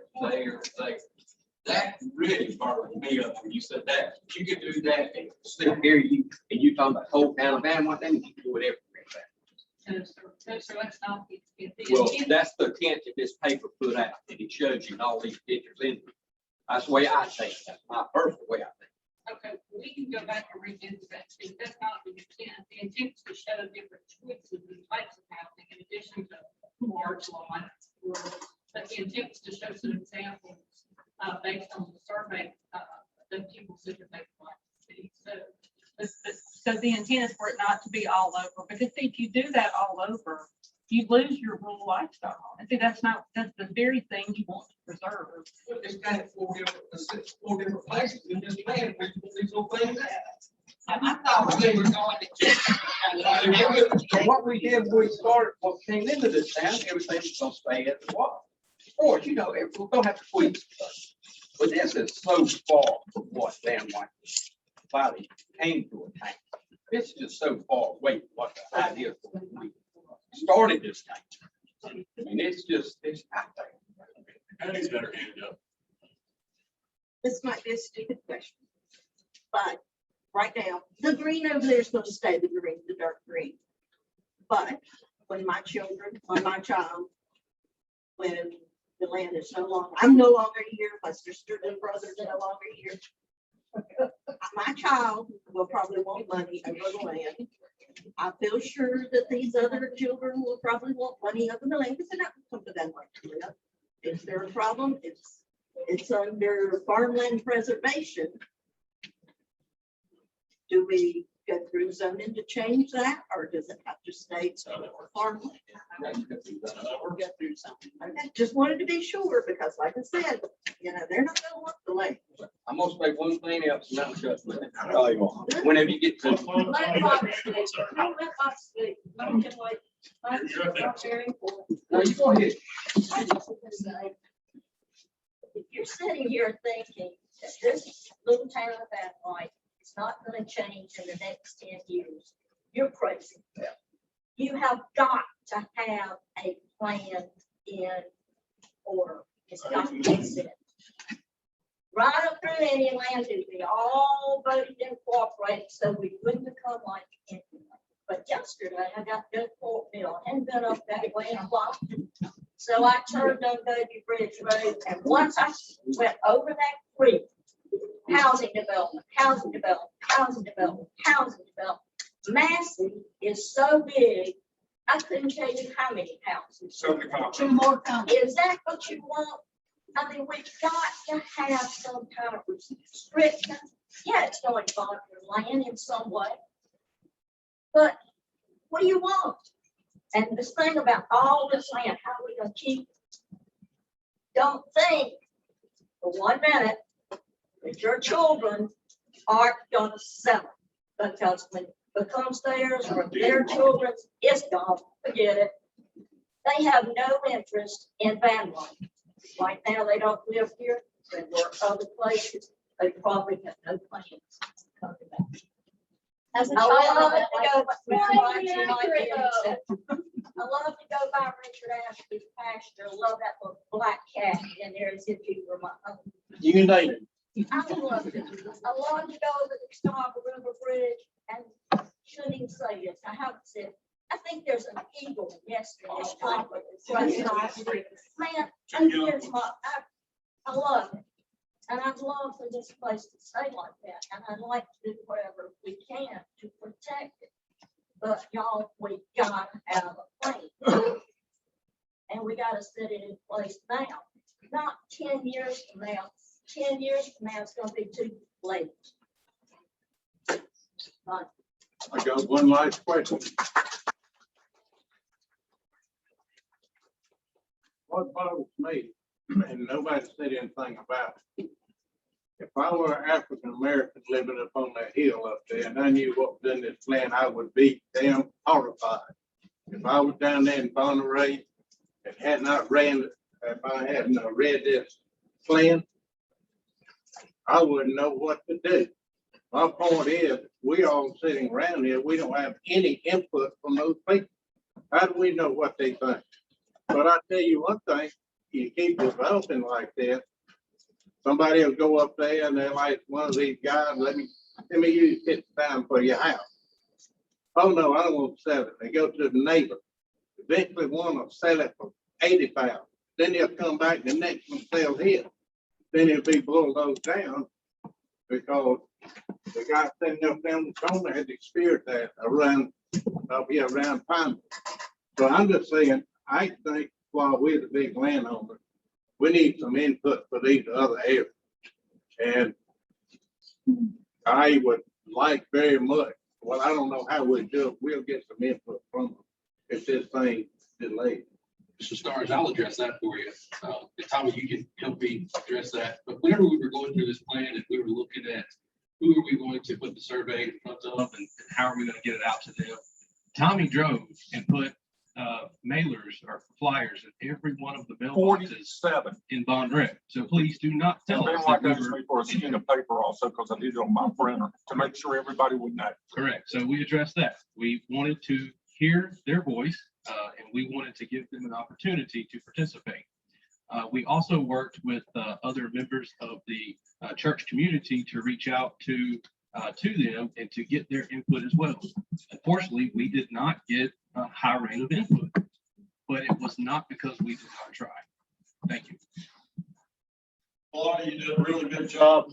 I think landowners, their primary concern is we haven't been properly informed. Maybe we didn't seek out the information, but we've got jobs, we have businesses we run. We don't have time for that crap. You'll send out the information, we'll read it. Absolutely. And just to piggyback on Claudia, a town without a plan is going to be a town planning to fail. So if we don't have this in place, we have no control over that future growth.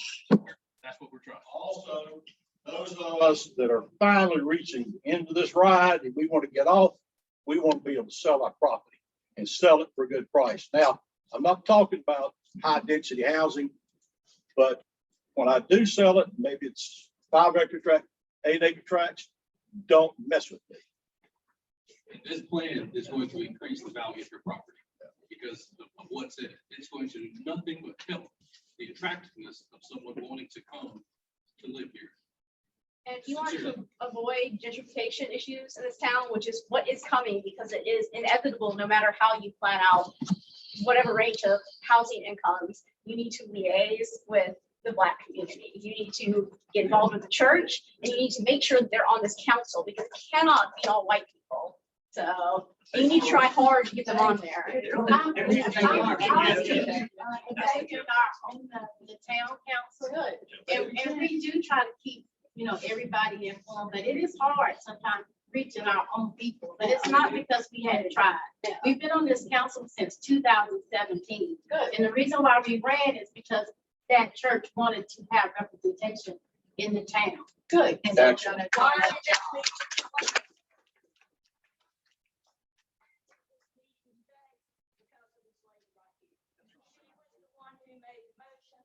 Xavier is the one who said, thank her for the meeting today.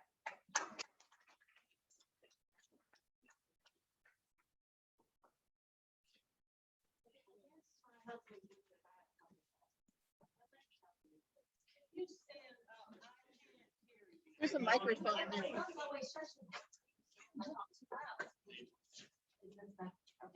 just have a couple comments about the subdivisions and small lots and whatever.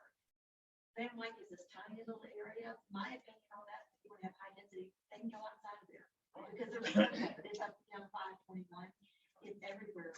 You mentioned driving down Van Wyck. Fort Mill, that's where I lived for 19 years. I watched it and destroyed it. They also had comprehensive plans and they had smart growth, none of which manifested itself in 19 years. I lived there. So just want to, you're making plans, it sounds good, but keep your subdivisions big, make them be an acre. Except for, I think the cottage thing is great, because there are people, not country towns, not 1,000 cottages bringing, thousands of people. A tiny little circle for some of these folks who no longer want or need a home, shoot my need. And I'm going to be, I probably don't have any right to speak the way you guys have. I've talked to it for 3 years. But this was our hideaway, our getaway. I've heard the phrase, we want Van Wyck to be a destination. Can I just say, heck no, maybe change the H word. No, I don't want a destination. I want a destination to be my home and I want to hide there. I don't want a bunch of people trooping through here, coming here with their traffic and whatever else. Convenience of a grocery store, there's one right up the road, 5 miles from me. I escaped convenience to come out here and I don't think anybody really wants that. I hope it stays that way. And it's trails, what a cool thing. But you know what? I think all this, I'm speaking, just guessing, if it were me, had I been able to buy one of those 5-acre tracts on Millstone or 3 Crow Road, I don't think I'd want a bunch of people traipsing through my little hideaway, exercising. That's their haven. It's not to be a rec center for everybody in the region that wants to go down a rec trail. It would be like living on a golf course. Yeah. It'd be exactly like living on golf, well, worse than living on golf course. Sorry, Donna, go ahead. Except those people probably chose to live on the golf course and bought a Exactly. house there. Those folks did not choose to have a trail going through their yard or their rural roadway, whatever. That's where they moved for privacy and whatever else. I don't know. It's just, y'all had just become a town when we started moving here. I thought, oh no, what are we landing in? Are we gonna see another mess with what we fled Fort Mill. They ruined it for me. I feel, it hurts my heart when I drive through there because I loved living there until they destroyed it. And I know y'all are trying to preserve that. And I think everybody here, I think this gentleman said that people have jobs and can't be bothered with this stuff. Most of the folks up here have jobs too, and pretty demanding ones. But I appreciate what you put into this, but please preserve it as best you can. You have a right to tell a developer no, because they're not coming here for your interest or our interest or to enhance the community. They're coming to fatten their wallet. That's what they do. They're not friends. And for that matter, any kind of business that comes, they might make it, they market it and say it's for you. It's not, it's for them. They're not altruistic individuals. So just be so wise when you choose. Don't be swayed by money or taxes, because if it causes more of an impact than it does a benefit, then it is of no use to anybody. Thank you. And Mayor, I think we should try to address the trails, kind of the idea behind them and maybe how they would be constructed in the future. The purpose of putting the trails into the plan was not to say we're going to start building those trails today. The intent was that if a developer comes forward and says, I want to buy this property right here, Mr. Yoder, let's say you sell your land, and we've got that trail going along the Catawba River. Since it is in the plan, then that developer would construct the trail. But it's not saying that anyone has to construct a trail today. But it would be neat if a developer comes in and develops that property, and he or she would incorporate the trail into the plan.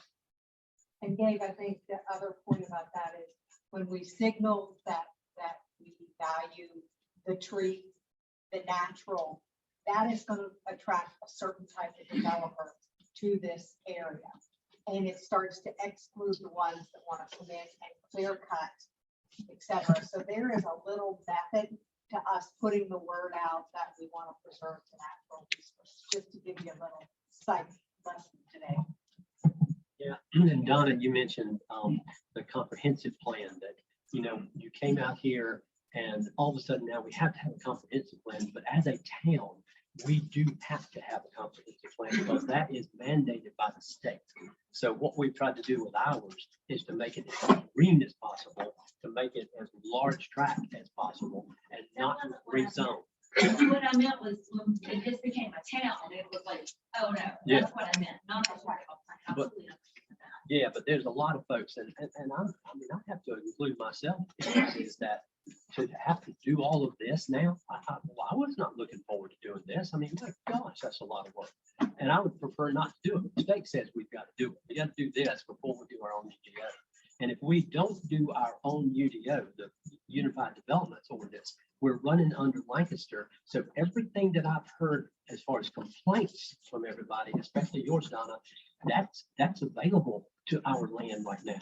So we will be a treetops, and we will be a mass if we don't put some safeguards in place to protect our properties.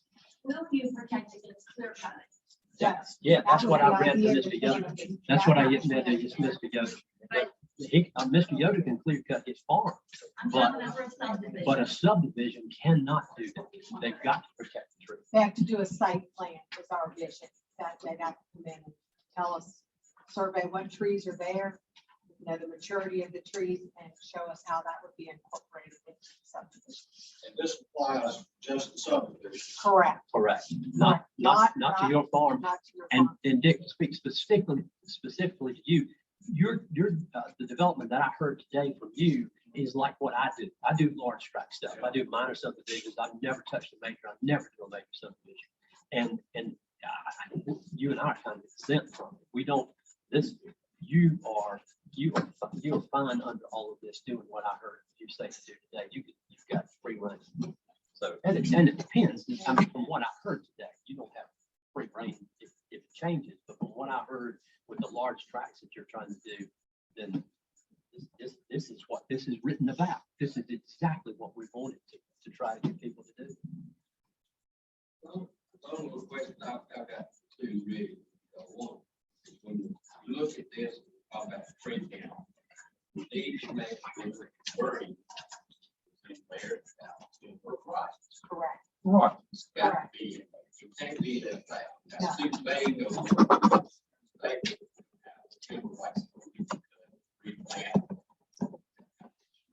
In the state of South Carolina, no jurisdiction can restrict any timber rights. Unlike in North Carolina, you can. In South Carolina, people can timber their property. So that's really unspoken. We hope we can count on you to help us put our tree ordinance together. You know, that's where I was supposed to go. Yes. Not some specific in the tree. But if the landowners were had person sticking up on their name, which would be your. We would be wrong. Sean tried to find somebody. So You trying to get, you said how? Sean addressed it. Who else? I stated why I would not serve on the council. That's one person out of probably 17, 18,000 acres. I mean, you want to be out there for everybody, But we don't. So the town council. well, I don't care, with whoever appoints, they need to have a diversified planning commission instead of everybody, and I'm not picking on y'all because you got 1 acre or half an acre or something, but you need to have people that have acreage along with small acreage, along our houses. I mean, that's what it is. But you got to have an opinion from all groups. We all have that opportunity to serve on that council, but what do we all say when we're asked? No, I'm not going to do it. Let me expand on that. We have an election this November. In about 2 months, every one of our seats on town council is up for folks who want to run. And I strongly encourage my neighbors. August the 2nd through the 13th, you can go down to Lexington and sign up. It's open to everybody in the community of Amway. In the town limits of Amway. In the town. Yeah. of Amway. Yeah, so if you got a desire to serve, by all means.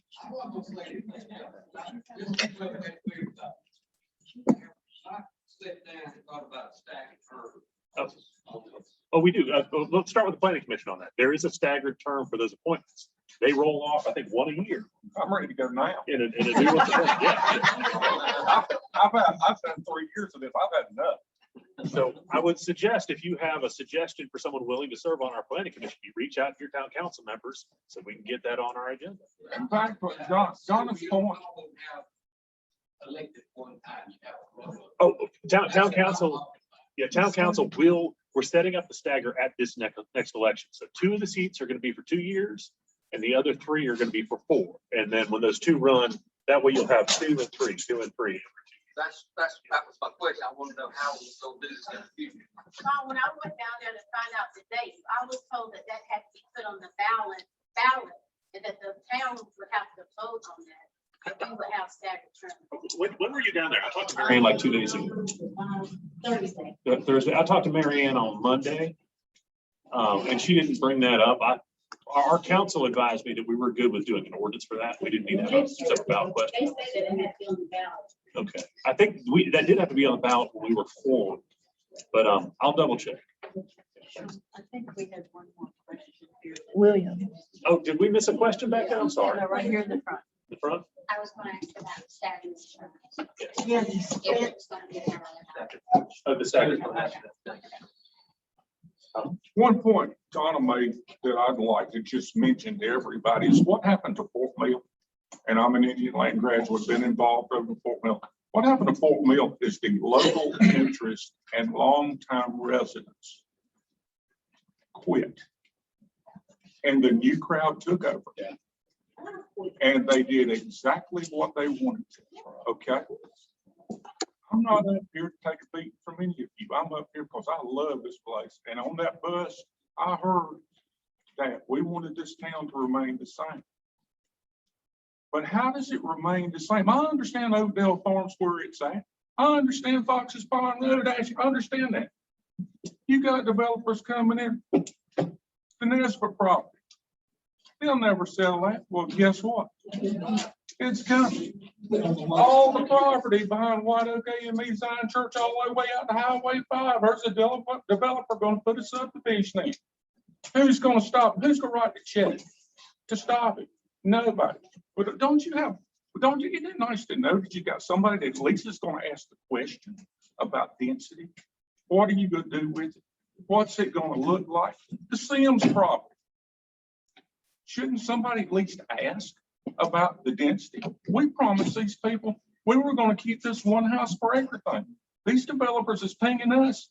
They ain't thinking one house per acre. And folks, it's tough getting beat up sometimes. Legally, we can get in a lot of trouble when we're talking to some of these folks the way we have to talk to them. But we don't have a lot of legal representation. But get involved or shut up. You know, I had to leave Kill Island this morning, come back and listen to this stuff. That's not a problem. I was glad to be here because it's that important. But get involved or shut the hell up. I'm going to be in the middle of that 70 acres for a long time. I've got to buy 3/4 of that from my cousins. Who Thomas is gone. Mom's not doing real good. Jimmy, you know, I'm going to have to buy that. I've had to save money for a long time because I want all of that. I'm going to put a brick wall around it if I can buy enough brick to get around it. But my interest for Van Wyck is exactly what we said on the bus. I want it to remain the same, but remaining the same is impossible. But we can hang on to what we can hang on to. And that's all I got to say. That's get involved. I got an empty seat right here. Got an empty seat right here. Especially for large landowners. Especially. I'm a 70-acre guy. I'm not big like you guys. You know, I gotta buy it, but 70 acres, I still think that's a pretty good little thing, especially when having to mow the whole thing, you know. Now, some of us have been in this game a long time. I served on the planning commission for 6 or 7 years, back 20, 30 years ago, and some other folks around here have served. You know, we just sort of passed the baton, but you know, we're critiquing your work and maybe changing the direction and improving your ability to communicate with people. I wish my cousins and brother, and I wish they were here. To hell with, they're gone. They're not coming. To Claudia's point, they're not coming back. Your kids are back. You're lucky. You got somebody that's interested in your place genuinely. But there's a lot of kids never come back to Van Wyck except for Christmas. Maybe for Easter service at Presbyterian Church, but they ain't coming back. So we're gonna have to work around these other interests that's coming in here with big money and big legal power. We're gonna have to work with it. And it ain't easy. And comprehensive plan is the foundation that lets us do that.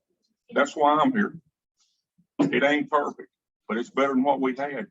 And if we count on Lancaster's UDO, if we don't rewrite the UDO and count on Lancaster's, Treetops came from Lancaster's UDO. Treetops ain't gonna come from Van Wyck's UDO. If I live long enough, it's not. You got my word on that. But just my point. Thank you for letting me speak. Anybody else? William, you signed in the book. You need to make it? Can I speak now? It's not question and answer. I signed up to speak. Okay. I might need the microphone this time because I'm not pissed off.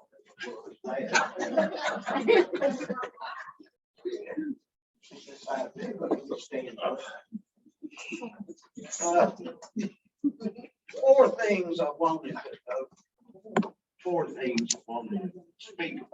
speak on today to the council, the few council, well. And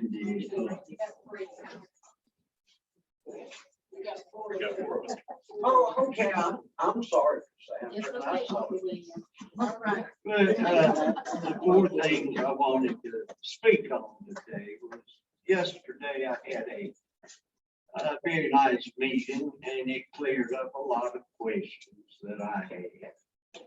And with planning and the mayor and the city council. And while I'm complimenting everybody, compliment Chrissy and Linda for the fine job that they do. It's kind of go between the budget. What I'll say is jackasses and then us, other ones that I cannot mention because that's the worst thing. But just all kidding aside, Lancaster with Van Wyck, and like we spoke of yesterday, Lancaster is wanting to divorce Van Wyck. Lancaster is pushing the panhandle onto the northern part, southern part of the panhandle, onto Van Wyck. And a lot of y'all are going in there blindside. You don't know what to expect on a lot of things. And us as citizens, we don't either.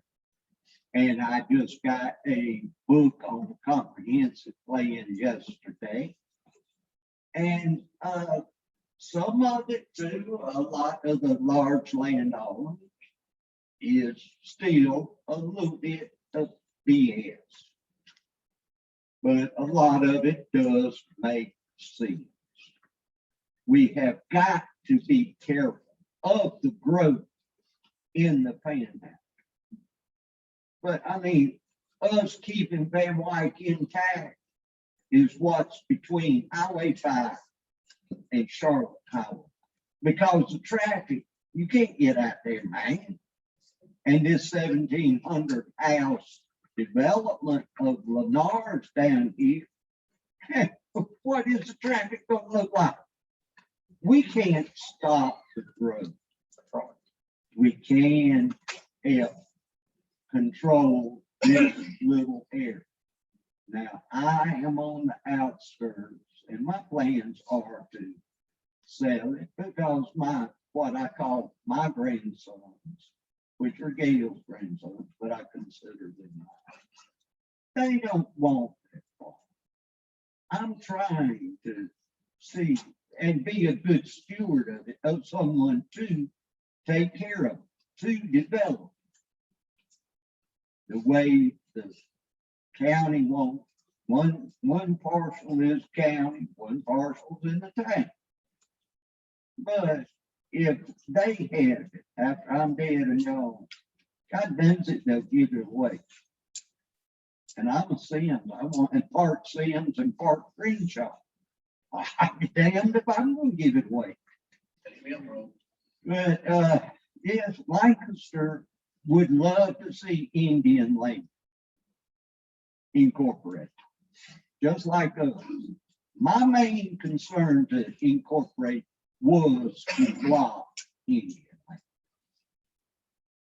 And another thing I want to bring up, which has been brought up, and I'll bring it up again. The link on page, this page, community input of the handout we had was the Lancaster County Small Area Plan Workshops held in late 2019 with large landowners, citizens in and around Van Wyck. And the 521 corridor was also used as a resource for community input. Last time I looked, I was on the 521 corridor. I was a large landowner, and I think there's about 7 of us represented in this room today. And only one that I heard mentioned was cop. The rest of us, not a single word. I know that there is a lot of lack of communication in the town of Bangor. It really is. A newsletter that was brought up is a fantastic idea. I don't have a computer and I try and get my blind eyes into my iPhone. I can't see nothing on that. But, and last but not least, I will come back to the problem we had with one on the town planning commission and one on the county planning commission. That is, I think, hold on, not that, and nobody usually says anything when you speak. But with Roy and Rosa, to me, and a lot of other people that I have met in other meetings, it sounds an awful lot like a conflict of interest, because if a county planner said, well, I want this, or I want that, she's going to go to her husband, which is in the town, says, this is what I want.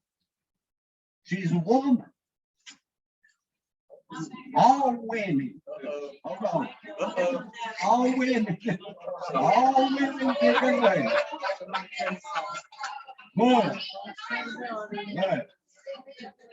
But I am saying that there is a conflict of interest. I beg your pardon, I am no longer on the Wyck Town Council.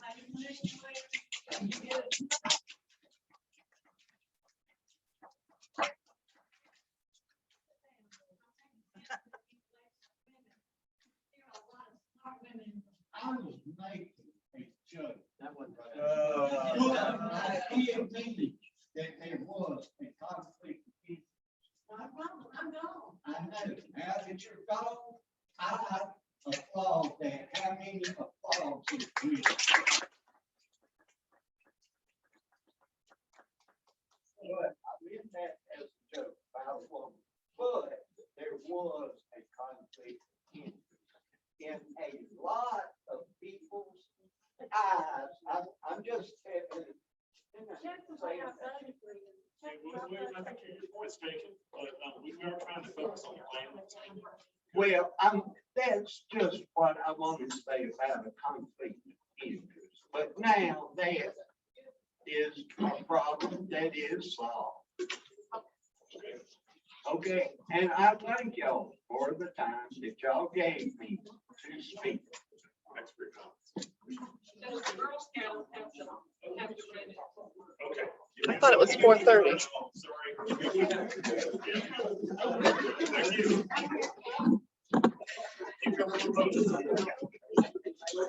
Oh, yeah. Oh,